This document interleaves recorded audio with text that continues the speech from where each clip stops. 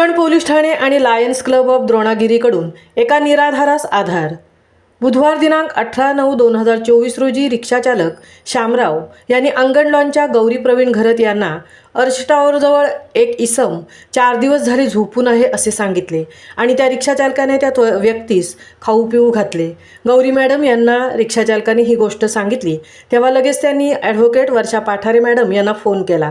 तातडीने दोघीही ती व्यक्ती असलेल्या ठिकाणी गेल्या आणि ही बाब त्यांनी उरण पोलीस ठाणे येथे फोन करून सदरच्या इसमाबाबत माहिती दिली असता त्यांनी 112 नंबरवर फोन करण्यासाठी सांगितले।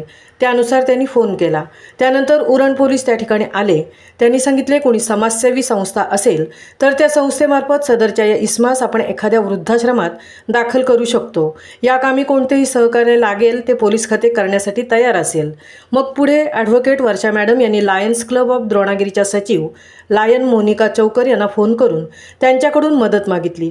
त्यांनी या इसमासाठी बदलापूर येथील वृद्धाश्रमात जागा मिळवली। दिनांक 19/9/2024 रोजी सदरच्या या निराधार इसमास पोलिसांच्या मदतीने कायदेशीर बाबींची पूर्तता करून बदलापूर येथे दाखल करण्यात आले आहे।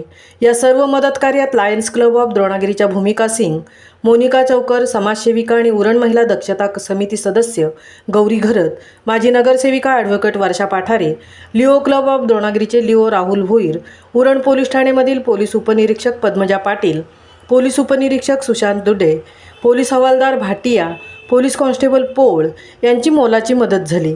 संपूर्ण मदत कार्यात मानवतेचे कार्य करण्यासाठी पुढे आलेल्या गौरी घरत, ॲडव्होकेट वर्षा पाठारे, पोलीस फौज व लायन्स क्लब ऑफ द्रोणागिरीच्या सचिव व इतर सदस्य यांनी एक जागरूक नागरिक म्हणून फार मोठे कर्तव्य पार पाडले।